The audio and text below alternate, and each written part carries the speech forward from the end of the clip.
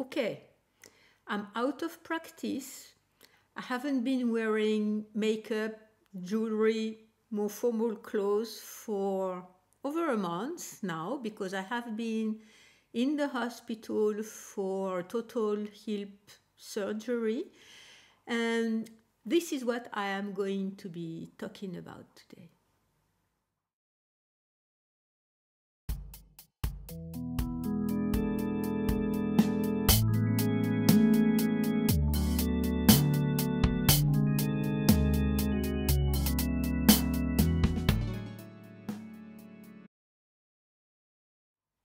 So hello everyone, welcome or welcome back to my very small place on the internet where I usually talk about my knitting life, my knitting adventures and things related to my crafts. My name is Isabelle and I am in France in Normandy. And as a disclaimer, I won't be talking much about knitting today because I have been away. I had pre-filmed a lot of videos so that I would still have a video a week when I was away. I've been away for over a month now. And if you do not want to be hearing about medical subjects, surgery, maybe pain and things that were not going all that smoothly as everybody had told me it would be going, maybe we can see each other next time when I will be talking about what I've been knitting when I was away. But today I'm quite still very tired and I don't want to be editing too much. So when I usually talk about my knitting, I place many things on the video, pictures and stuff like that in the description box. And for now, I just want to save myself a bit from that because I'm still very tired. I may have said that already. It's true. So if you want to hear about a total hip replacement story, if this is of any interest to you, please stay tuned. Okay, if you are here for the hip replacement story and you've clicked on the video because the subject was of some interest to you. I'm from the knitting community, the knitting world, mostly knitting. I may venture into crochet at some point, but for now mostly knitting. And in the videos, what usually people start is with what they are wearing. So I'm gonna be doing this right now because I'm wearing my knits. I'm wearing this very beautiful shawl that is Yara from Natasha Hornby. I knit it I finished to knit it last summer, during the summertime. It looks like yesterday to me because my sense of time is completely out of context and it's difficult for me to realize that we are in October. We are on a Thursday 3rd, and I should film and edit this video for it to be up tomorrow. So Yara by Natasha Hornby, I used Holzgarn, super soft yarn and tides, I think, for the white. I will put the details in the description box down below if you want to see it. And it's a very, very beautiful shawl, very impressive shawl. And it's mosaic knitting. So for the people who are not very much aware of knitting, it can be very impressive that way. But each row you just knit with one color. So you need to follow a chart, of course. You need to know where you are at any time, of course. But other than that, it was a very meditative and very satisfactory knitting because I really love the finished piece, the finished shawl that I am wearing today. And underneath is the Highland Thistle sweater by Caroline Hulbrook. I knit last year, I think. I may write, or 2 years ago, I may write down below the moment I really need that. And it's with Normandy wool by Lena West, and this is their natural dark color. And I think they won't be making much of this one any longer, because they used to be making this color only every other year, because there are not enough black fleeces to be mixing to get that kind of brownish gray. They mix the light and the dark fleece.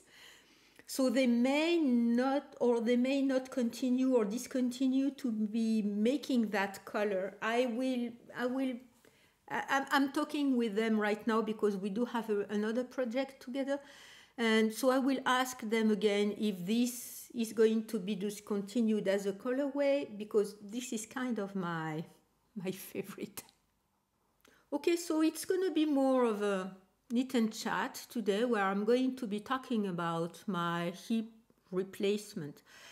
As a disclaimer, I won't put pictures. I have pictures of the implant and of my hip now. If you look on the internet, any kind of pictures that you can find for a total hip replacement, my situation is very similar to what you can find online. So I'm not going to put pictures on this video because if you want to have a look for yourself, you can find that very easily. And if you don't want to have all of the gory details and and the pictures of the hip as it is now, you won't have it, because you can find that about anywhere. Second thing, I'm going to be trying to be knitting as I'm talking. So if you are a crafter, please take up whatever craft you can be working on, a cup of tea. If you want to be cooking or doing other things while I'm talking to you, please do. I casted on the sleeves, the second sleeve on this Gallant sweater last night, because I knew I wanted to be filming this video today, and I was thinking maybe I could be knitting when I'm talking to you. I may not be able to, we'll see. So this is the last sleeve I have to do, and then I want to be redoing all the finishes, all the hems, the one at the bottom of the sweater, the one at both ends of both sleeves, both cuffs, so that it will have a very smooth ending. I will do a double knit cuff, all in stockinette, so no ribbing, no nothing. So it will be kind of like the original pattern is, and it's also going to be not rolling up, because I really don't like that. So anyway, that was my own first disclaimer, and I also would like to thank everyone for being with me all along. I had pre-recorded enough videos for 4 weeks. So to be posted when I was away, and fortunately I did that. And at some point I considered not posting video this week, because I'm still extremely tired, and I did not know if I was going to be able to record this week. I usually record on the Wednesday. Yesterday I could not. I went to see my physical therapist, and after that I was just totally drained, so I did not record. So we are at noontime. I'm going to be recording, having lunch, and then I have this afternoon and tomorrow morning to edit the video, because I can't do anything for a long time for now. So a month ago, I went for the total hip replacement surgery. It has been going on for years and years, and mostly since last year. I was limping, I was in much pain. Pain would come and go in waves. Sometimes I would be in very much pain. Sometimes I would be in much less pain. It would wake up at night when I was moving in the bed, and etc. And at first I was supposed to have surgery this May, which was a more convenient time for me than in September. But I had a knee injection at the time. The surgeon said, okay, we're going to try that. Not in the hip, because to him, hip injections do not work very well. The hip is very deep, it's a big, big joint, and usually the success is not very reliable. So he said, we are going to try, I'm also in pain with my knee and the other hip. So as I was in much pain with the knee at the time, he said, okay, let's try a knee injection and we'll see. The knee injection was a miracle. I stopped having pain altogether for 3 months. So he stopped the surgery process that we were having, because he said, if you are not in pain, there is absolutely no reason for me to perform a surgery. Okay, so you may have a surgeon that would say otherwise. I just decided I was going to follow what he was saying, trust him, and go with that. So, okay. Thing is, after the injection, I was very happy and pain-free for 3 months. I rediscovered I could walk without pain. It was a rediscovery. It was something that I could not imagine would happen to me ever again. But in 3 months after the injection, in 48 hours, the pain came back, and it came back most probably as intense as it was before. But as I was going from 0 to this 100% pain I was having before, my impression was I went from 0 to 1000% more pain than before. I stayed in bed for 3 days. I could not move. I could not get up. I would just barely get up to get some food, go to the bathroom and everything. But it was impossible for me to walk. So I took an appointment with a surgeon again. So this was sometime in February or March, something like that. February, I would say. And between the time I could get an appointment with him, he had me do some more x-rays and scanners and MRI and everything. So all of the exams and all of his own schedule and his own, we were having the summer vacation in between, and in France many people stop working during the summer vacation, and he doesn't perform surgery during the summer vacation because staff is not at 100% of people. Many people are on vacation. So all in all, I had to wait until the beginning of September for him to do the surgery. So I had enough time to get very worried, very stressed out, still was having a lot of pain. And my physiotherapist, I've been seeing her twice a week for the last year, and I can tell, and I told her, I can say she saved my life. She saved my life. She allowed me to finish I'm in academia, so my teaching session in May or June or something like that. I don't know how I could finish that, just because I wanted to finish it. But I teach also computer science, just basic computer skills. So we are in computer rooms. So the rooms are locked. I have a card. I can unlock the room, of course, for the students. But sometimes maybe 10 students come in late every minute, 2 minutes, 3 minutes. So I had to get up and open the door. And this was excruciating. So I finished my teaching load without having to stop working, and I really did not want to be stopping working at the time. And this summer, I just waited for the beginning of September and the surgery. I was on vacation, but I did not drive because I could not drive more than maybe I did not leave home. I could drive for half hour, 45 minutes, but after that, I would have to stop and get up and walk, and I would be in pain, so wait and wait.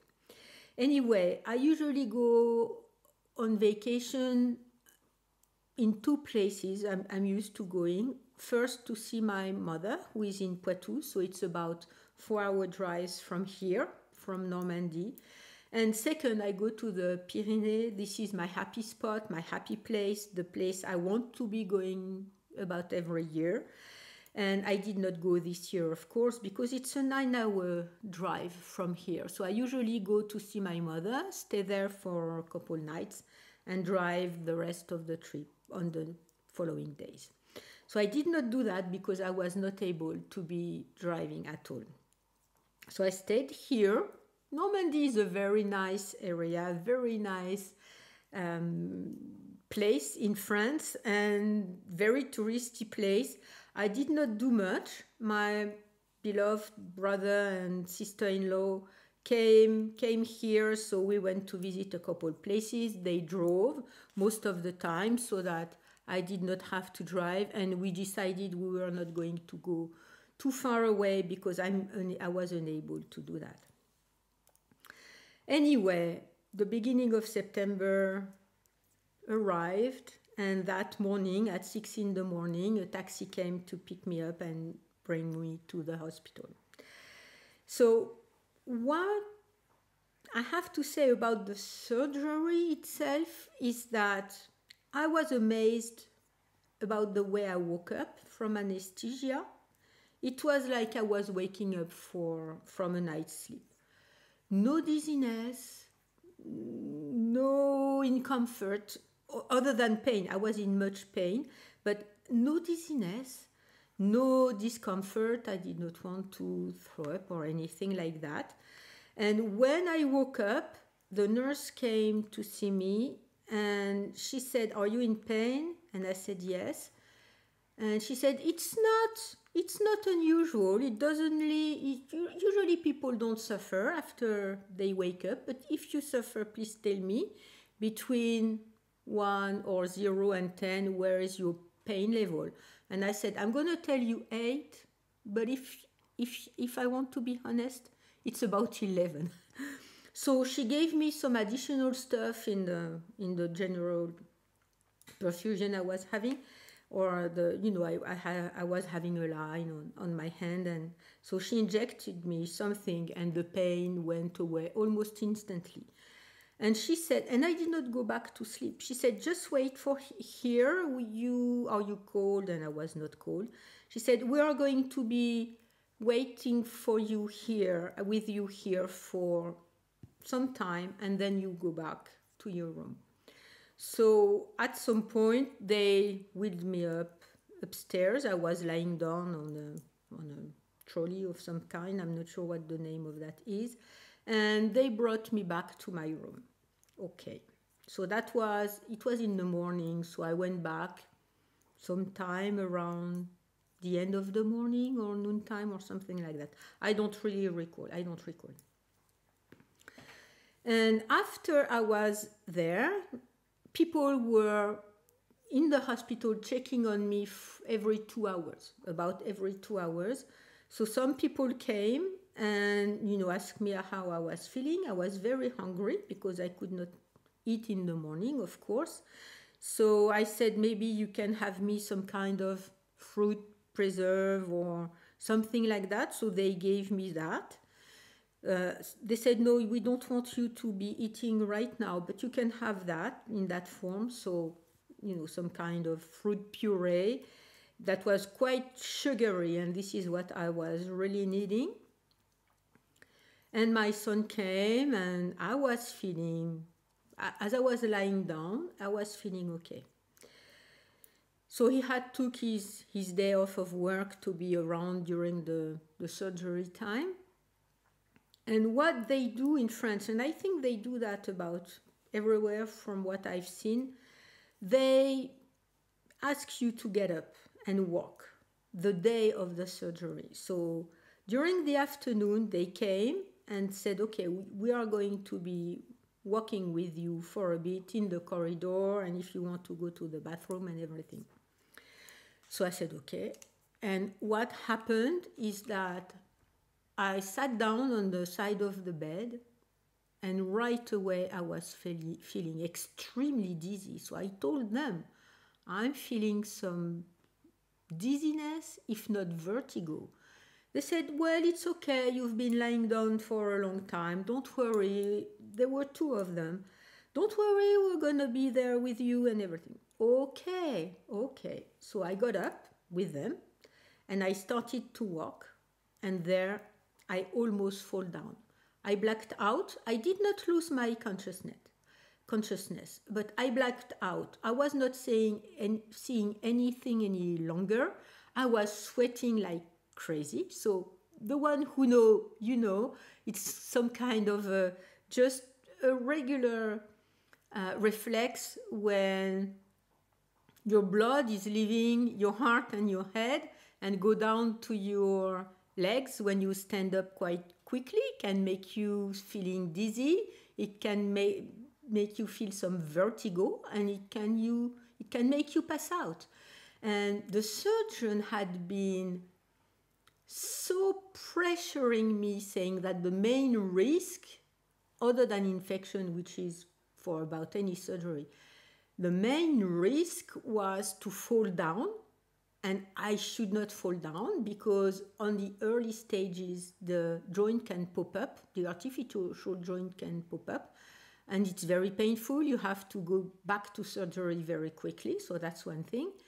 And once it's all resolved and consolidated and everything, if you fall, the hip implant is so strong, it's made of metal, that your bones are going to be shattering around the hip. And you are going to be breaking your bones in multiple places, and it's very serious. So I was very afraid of falling. So I started to scream and I said, I don't see anything, I don't see anything. I was sweating, and we say vagal syndrome or something like that. Maybe in English it's the same. So first what they did, one was grabbing me, the other one took a towel and put cold water and put it on my head. And they said, okay, we are going to bring you a chair, and then we are going to fetch you bed so you don't have to walk back to your bed. So that's what happened. Then they started to investigate why I was having such vertigos and dizziness when standing up. My blood pressure was extremely low. I would say, if you, I know the units for blood pressure measurements are very different from country to country.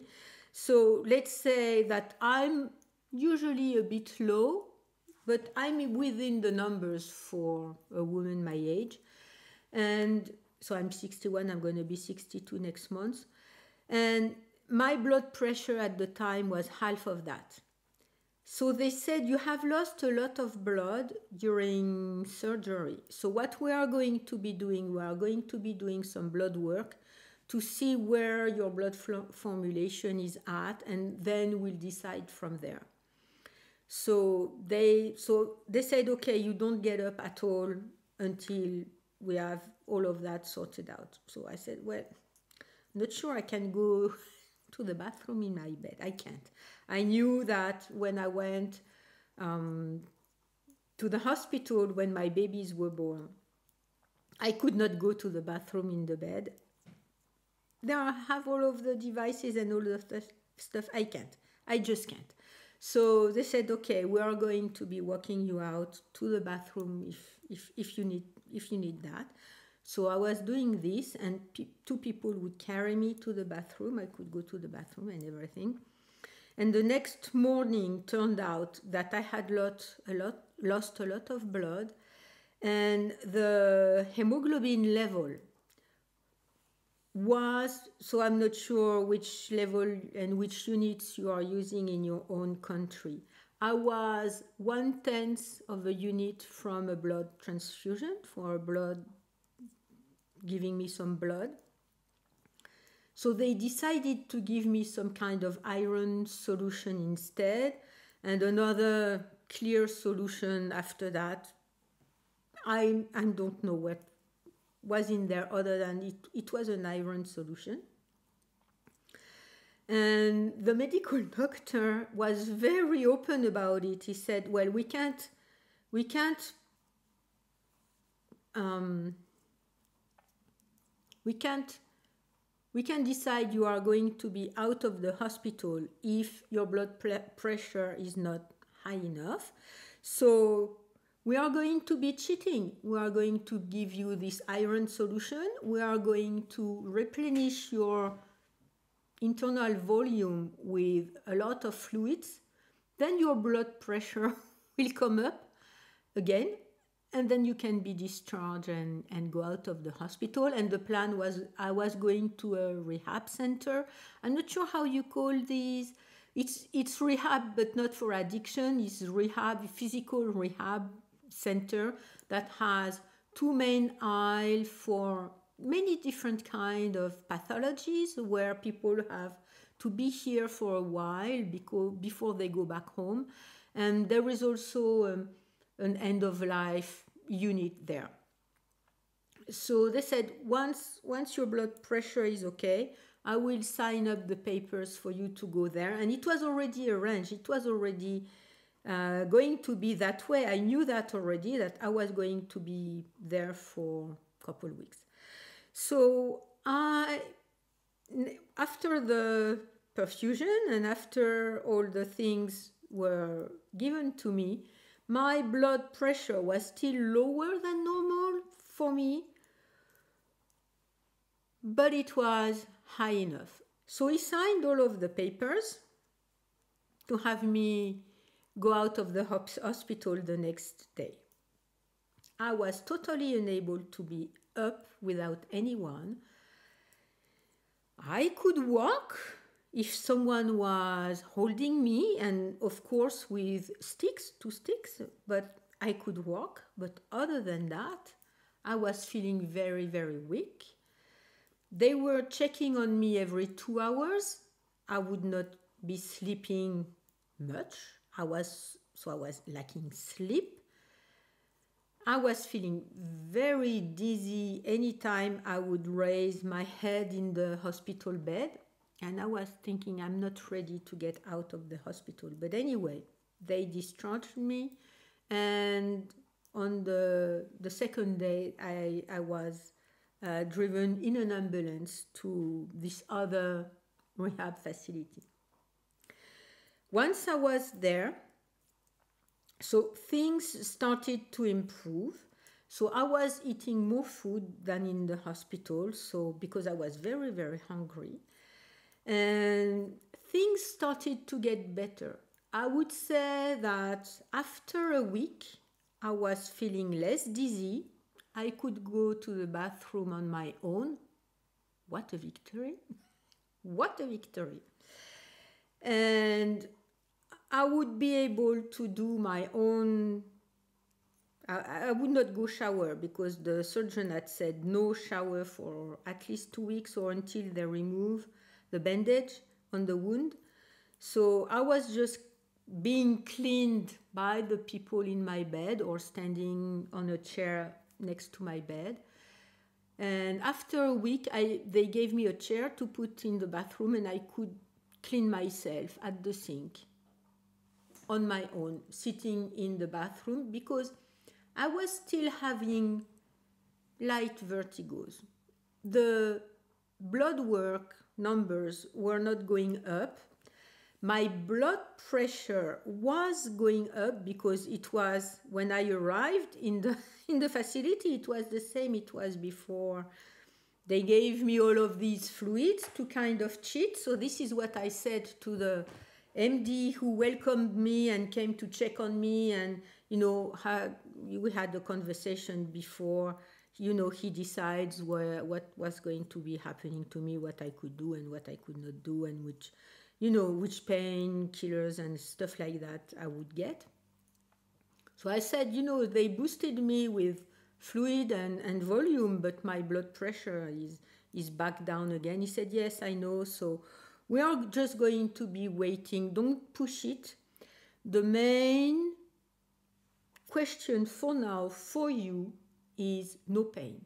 And that's also absolutely what they said in the hospital, no pain. And the rationale behind that is that if you get used to pain, and I was used to pain for a long time, your body kind of adjusts to that, so you get bad positions or bad habits that are linked to pain. So they said no pain whatever.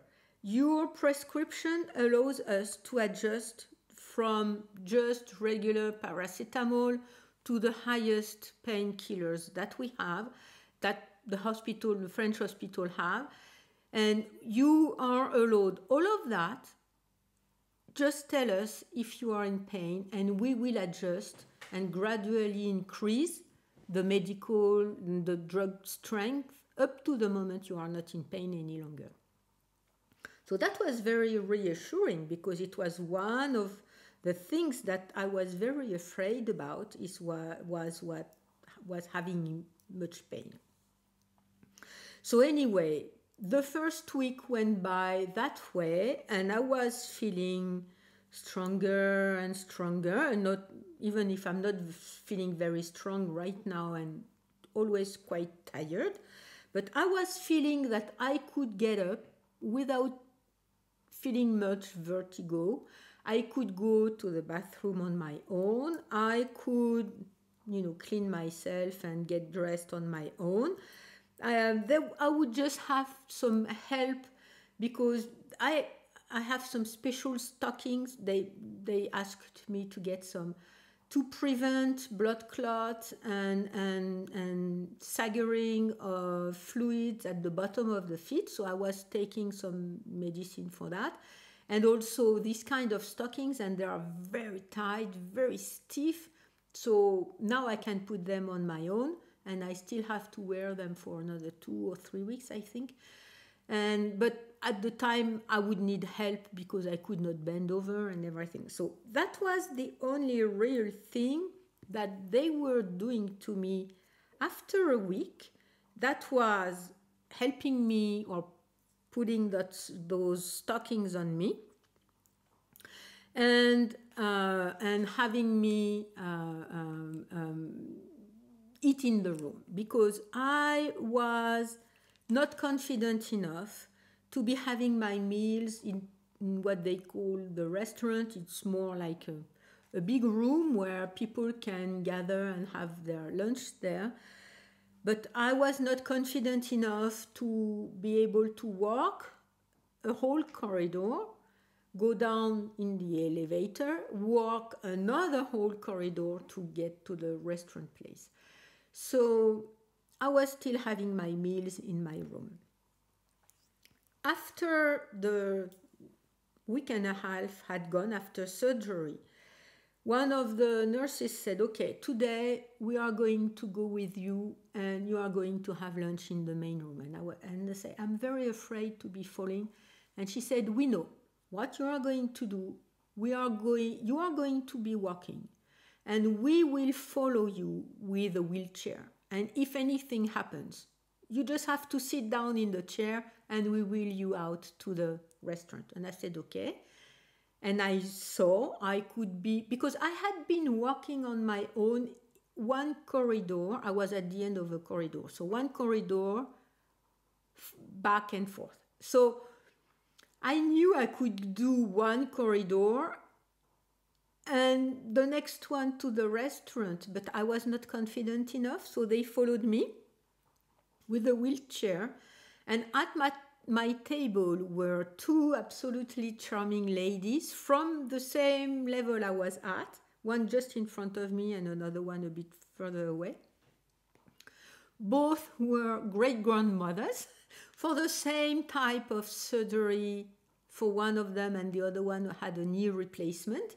So we started to talk, and when they came to pick me up to go back to my room, I said to the two ladies, maybe we can walk together. And having someone with me who would be able to call if I was feeling not comfortable and everything was enough. So the three of us walked back to our corridor, our unit, And this is how I started to go walking again on my own to go to the restaurant. So that was much improvement. I was very happy. I was feeling no pain at the joint. It was such a surprise because the of course the scar was hurting me a bit if I was touching it or bending over, but they would change the bandage every 2 days. Everything was going as it was going, had to be going. So at the end of the first week and a half, it was on a Friday, I was very confident and I was very happy. I knew I would need some more time and everything. So I said to the medical doctor who came to visit me, I said, well, I guess we can remove all the painkillers except paracetamol, because I'm feeling quite good. And he said, yes, I've watched you walk, you're walking okay. I had a physical therapy session with once that week. So she had showed me how to be walking a bit better. I would be able to walk in between bars, and there were some kind of obstacles, some kind of things I had to go over when walking, and I could do that back and forth in reverse and on the side and everything. So I was very confident and I was very happy, and they said, okay, we are going to be removing the strongest painkillers because there's no need if you don't need them. Because they were giving me not the strongest ones, but they were alternating paracetamol and that one more potent one every 3 or 4 hours, I think. So paracetamol was every 6 hours, and there were something in between. So I'm not quite sure, but I was alternating the two ones. So I just kept the paracetamol.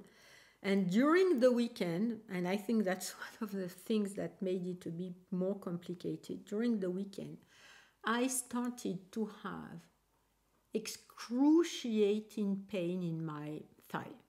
What I thought was the implant, the artificial hip.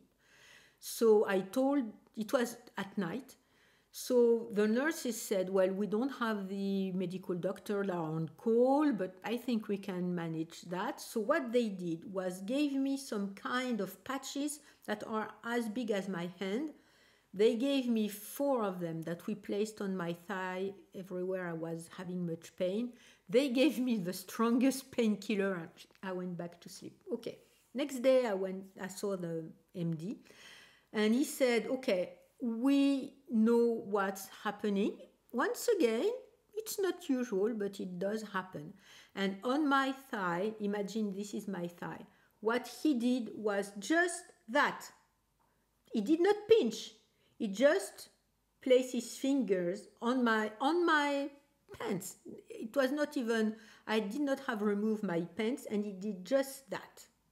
And I screamed in pain. He said, okay, we know what you're having. They call it, I'm going to be translating from French. They say surface neurological pain or stuff like that. Muscular neurological pain from the surface. What happens is that during the surgery, they remove the muscle from the way they have to go to place the artificial hip and work and cut the bones and everything.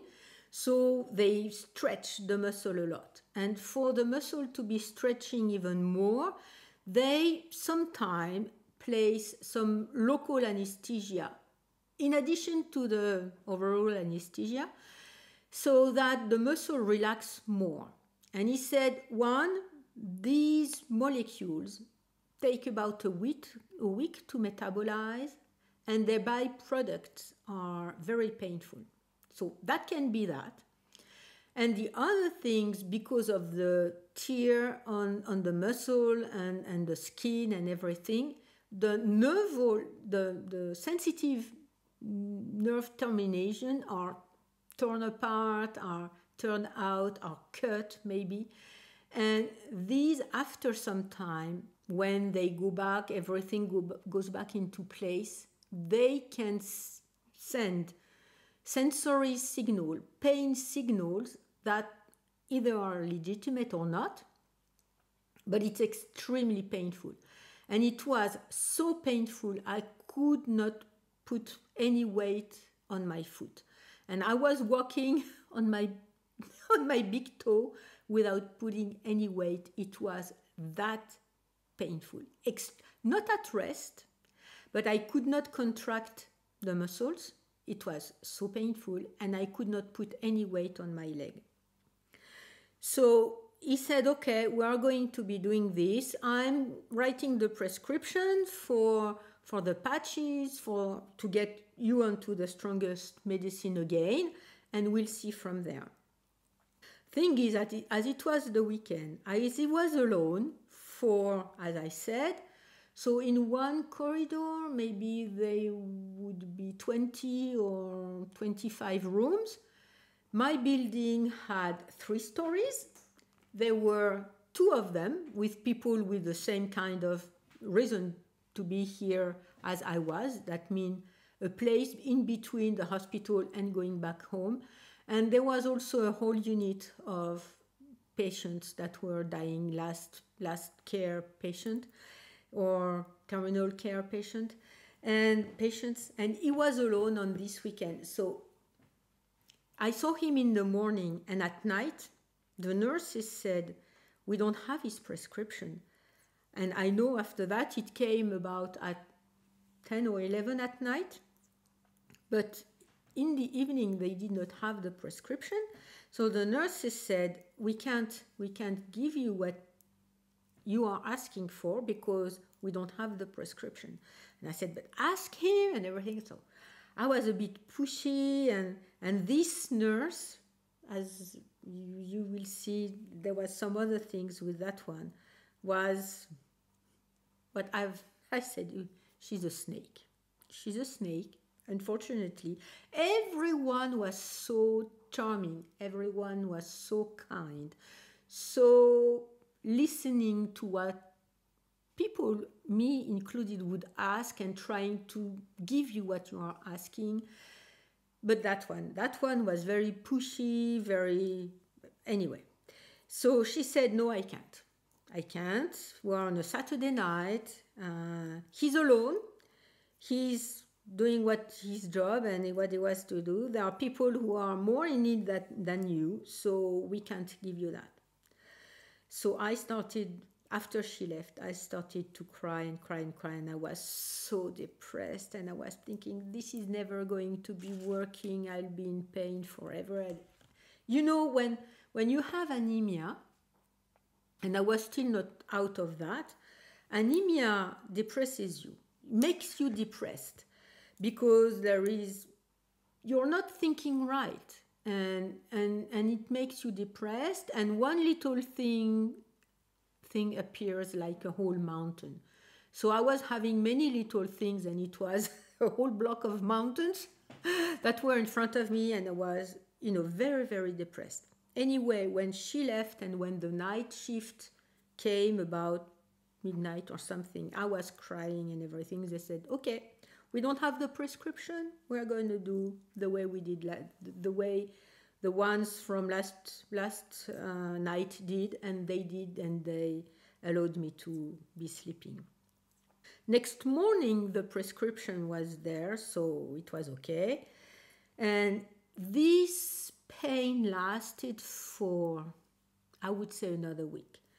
I could not move my thigh up. I could not contract these muscles at all without being in excruciating pain. And I was taking the medicine, and so the patches, you can have them only for 12 hours per day. So I chose to have them at night. And the strongest medicine was painkillers were rolling during the day and during the night. So I would still having that. But it was very painful for me to walk. So it took another week, and then it started to clear on its own. I'm still in pain. I still cannot lift my leg the way I can lift my other leg.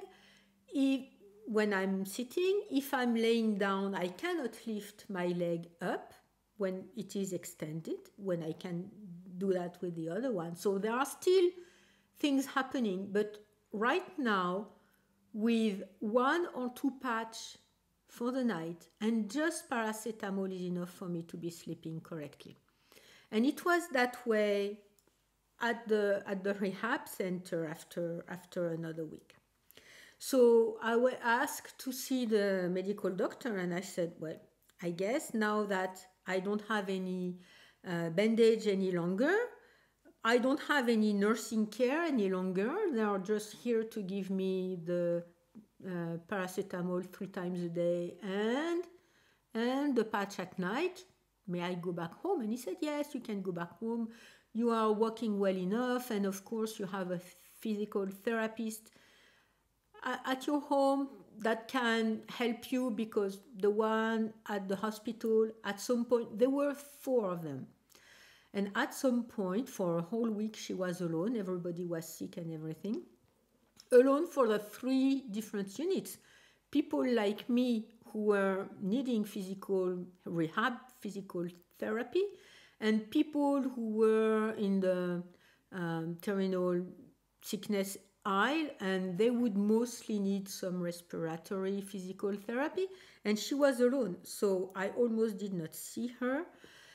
There was a big park, so she said, go walk in the park. So when it was not raining, because it's been raining quite a lot, I was walking outside in the park.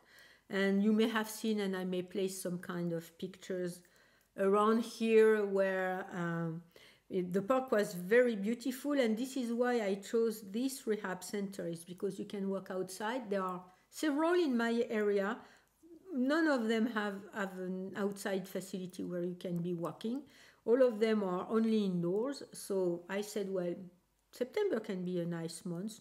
It rained a lot. Full disclosure, it did rain a lot. But if the weather permits, I'd rather be walking outside than in the corridors. So when the weather was not permitting, I would be walking outside, and I could knit a couple times. Went outside, and one lady from my now knitting group that I go to 2 Sundays per month, about 2 Sundays per month, at a cafe that belongs to a movie theater. She came to visit me, and we had a knitting session and everything. So that was nice. But I was not getting any advantage of being there any longer. That I thought about, because now that I'm home, having someone feeding you or making your meals and cleaning everywhere, that's very comfortable. But other than that, I was not receiving any more nursing care, and I was thinking, well, there is no point for me to stay. So I was in the 3rd week there when I was feeling much better. And of course, my cats were at a boarding place, and I had to get them by this Saturday. So the medical doctor said, okay. The physiotherapist, I asked her, she said, okay, well, we are having our meeting today. It was on a Wednesday, and I will clear you out to go back home. And if the MD is okay also, you're going to go back home on Friday. Of course, it was just words, nothing written. So, but I was on that. What happened is that same evening, the Wednesday evenings, not even the nurse, an assistant came, and she said, okay, it was 8 at night. She said, you are going to go back home next week. And I did not understand. I said, well, why next week? Because I'm not having any more care. of course, you are cleaning my room and making my meals, but other than that, I can take my own, you know, medicine every 6 hours. I know how to do that. I can take the blood medicine so that I don't have blood clots. I can do that every 12 hours. I can put on my stockings on my own now. I've been doing so for almost a week. I don't have any bandage and the wound is fine. Why am I staying there? And she said, I don't know, but you are not going out this week. And I completely lost it. You know, I had been holding on everything and thinking, okay, the anemia and vertigos, fine. I go into this and we go through that. The pain in the hip, fine. I go into this and I wait and I do. But that was one too many things. I completely lost it. I did not sleep at all for the whole night. I did need a lot. I need a sock for myself from cast on to almost to the toe. I did need a lot, and at 5:30 in the morning, I had not had any sleep. The people were continuing to come and check in on me, and they said, well, yeah, it doesn't, if you want, we can give you something to be sleeping. And I said, no, I don't want anything to be sleeping because I know this makes me very nauseous the next morning. I don't like this kind of medicine at all. So I said, no, I don't want anything specific to be sleeping. I just want someone solve that problem that I want to be going back home on Friday and not next week. And turns out the next morning I understood that it was, and this was this snaky nurse who came here, and it was because nobody was replacing me.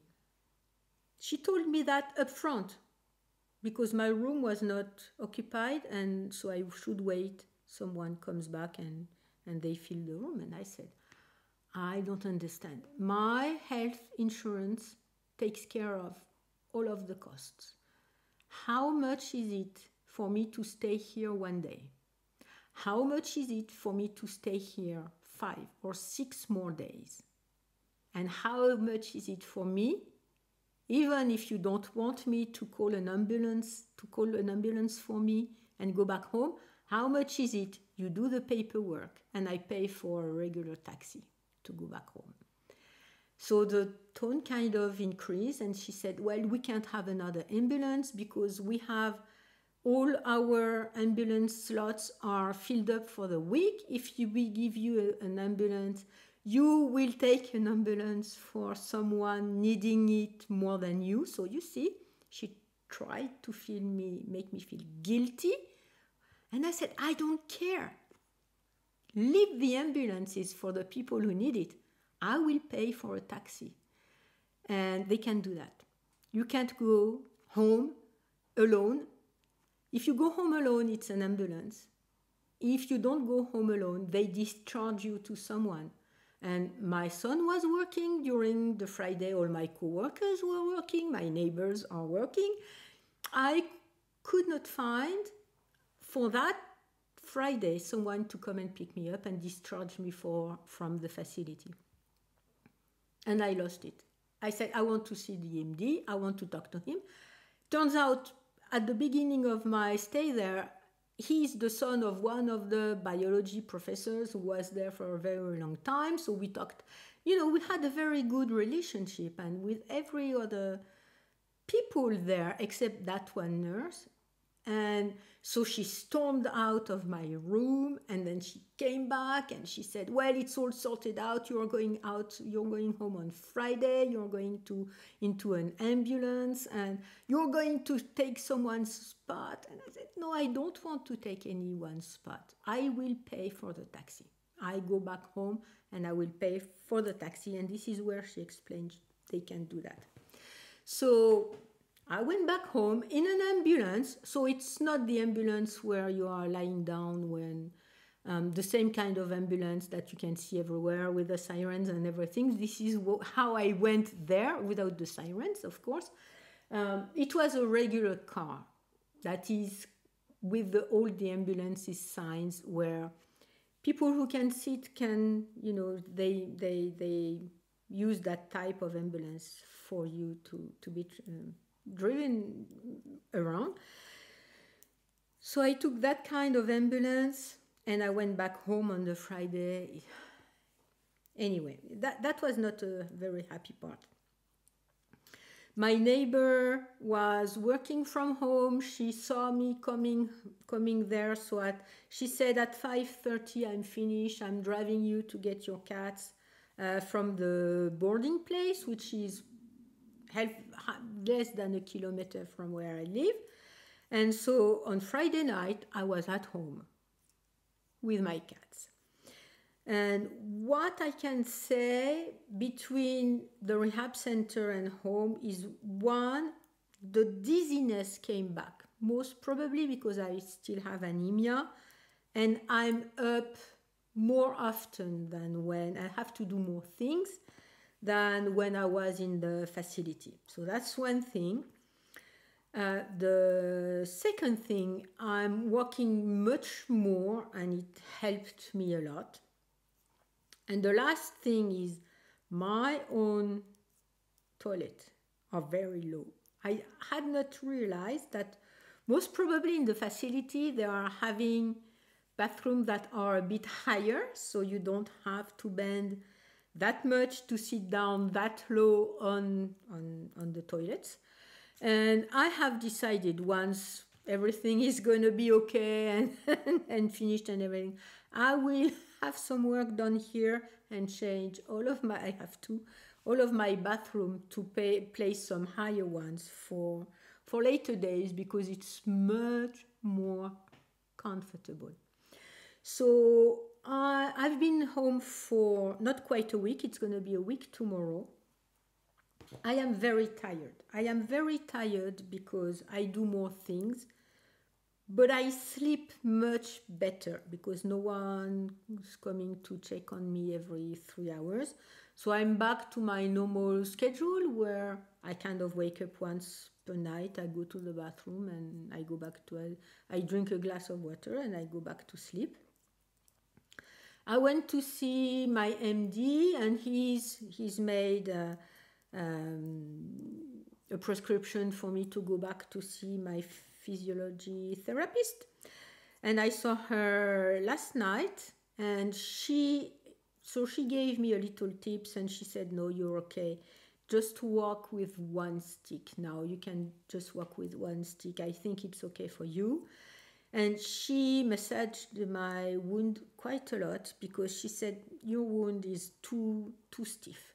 So it's adherent about everywhere and you will continue to have the nerve pains and muscle pain as long as your wound is going to be sticking around to everything. So we need to unstick that. And I can tell you this is not a fun part, because she said, am I hurting you? I said, I have the feeling you are using all your nails and you are planting your nails in my wound. I know you are not doing this, but this is my feeling. So she said, no, you need to massage it at home. Do what you can. Not too much pain, but you need to massage it and you need to have it being able to move around. And I did not use the patch last night because after what she did, I was not suffering enough for me to put the patch. So I did take the paracetamol, but I did not put the patch on my thigh.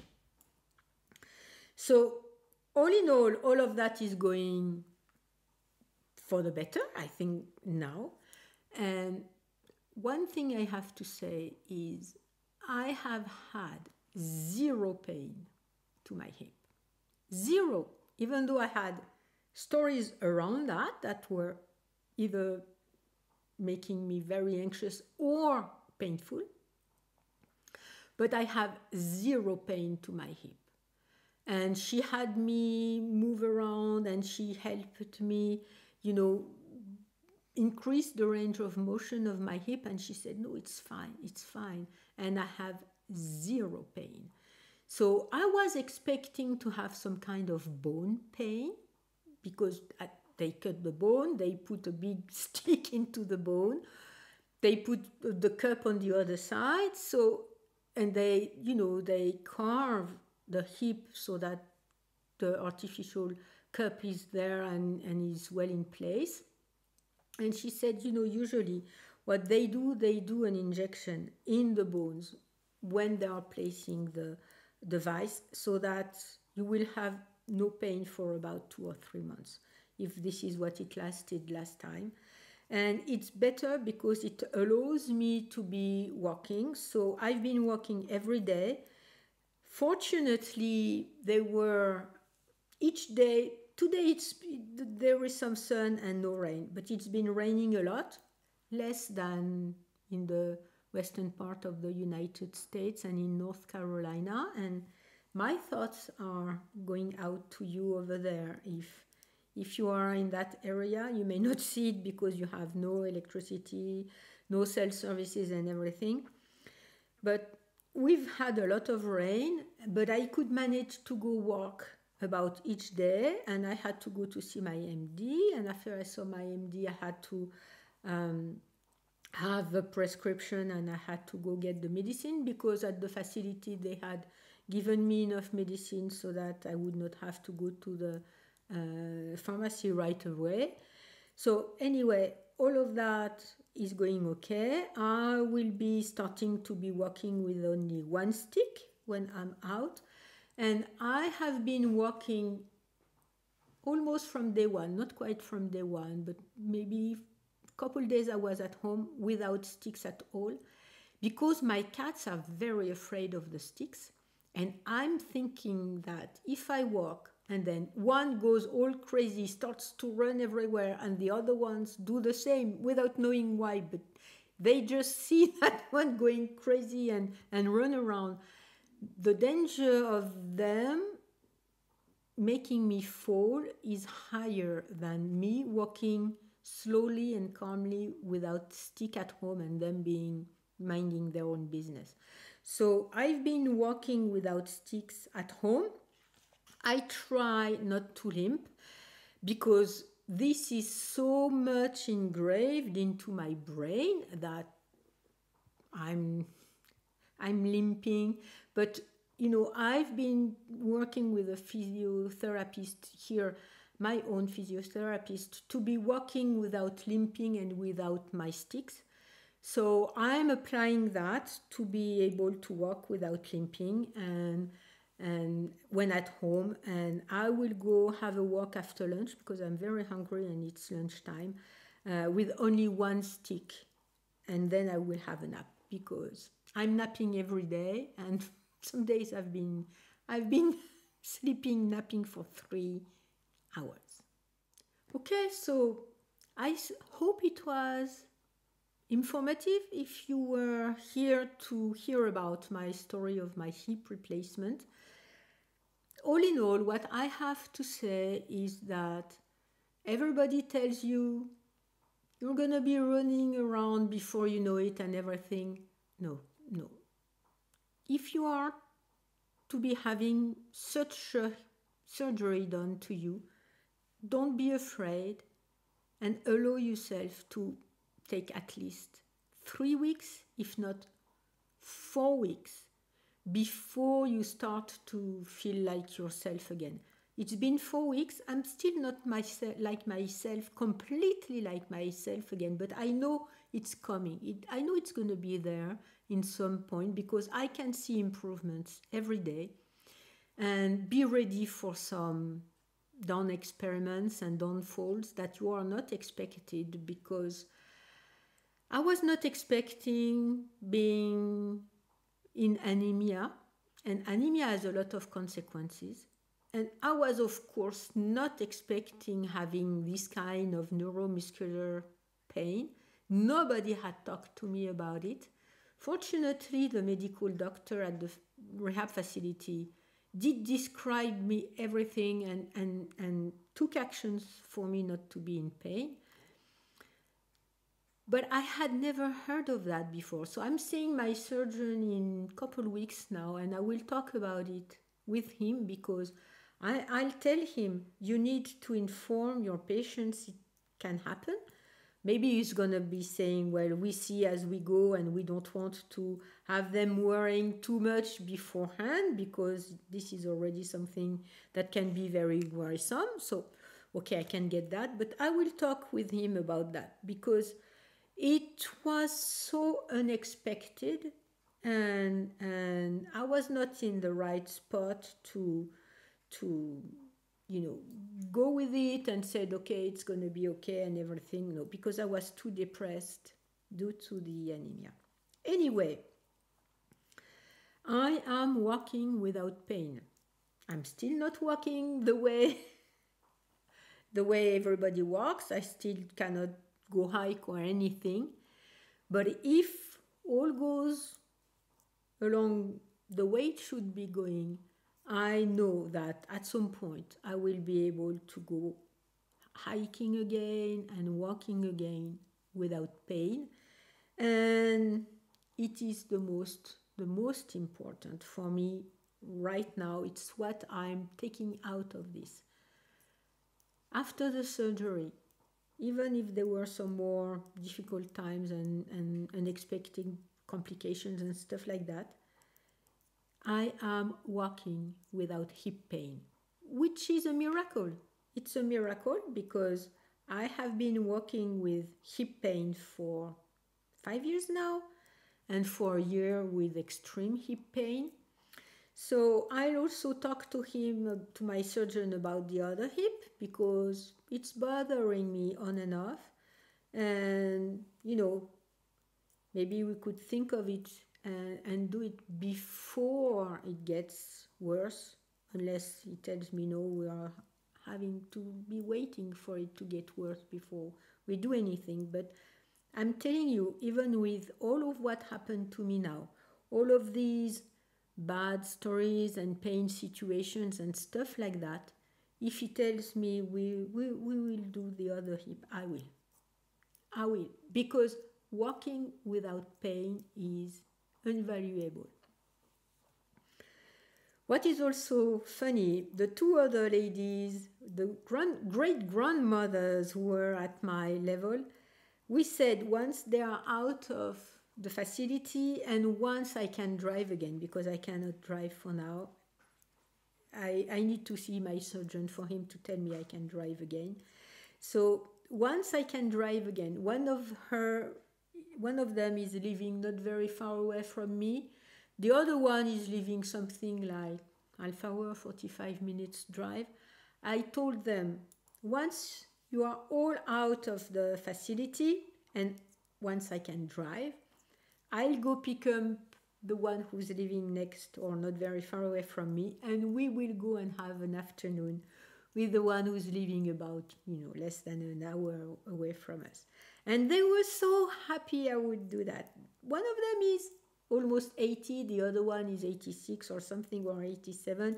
She has great grandchildren and everything.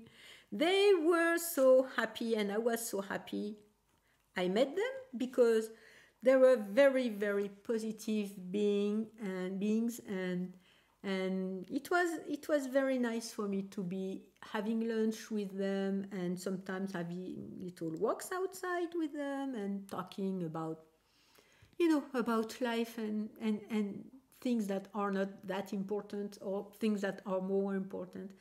And it was one of the good outcomes. I've met nice people.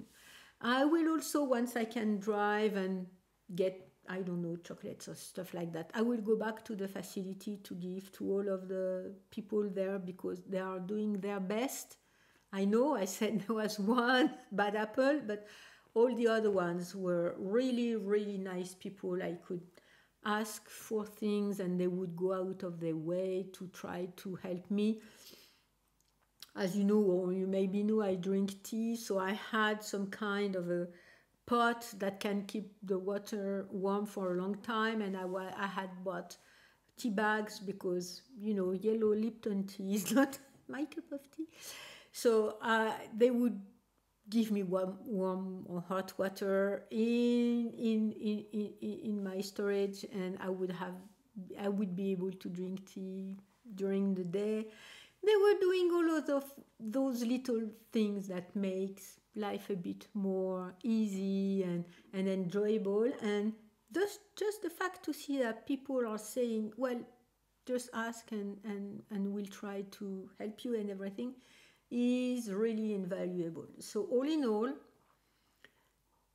be very informed and maybe ask the questions that of the things I've been talking about to your own surgeons and stuff like that.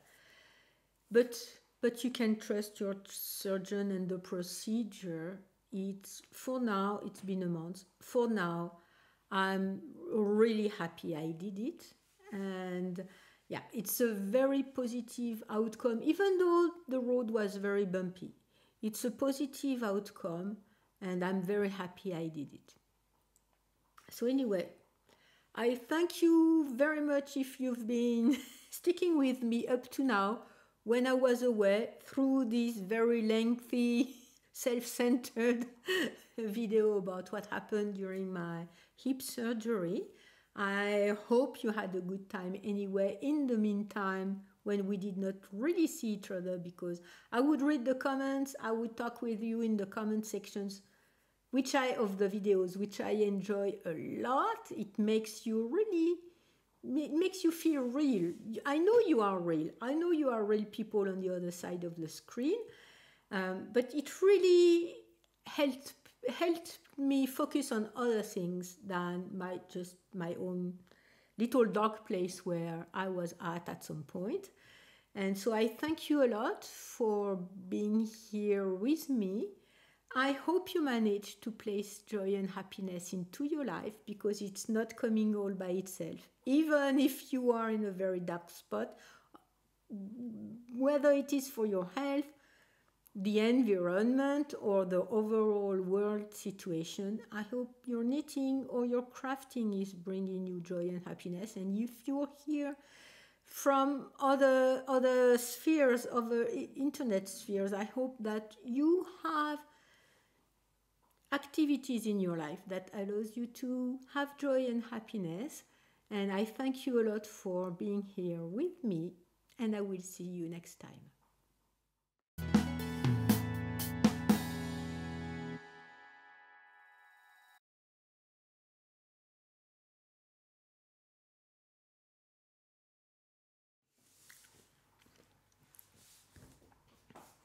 Un, deux, trois, quatre, cinq. Top. And things related to my crafting was high enough. So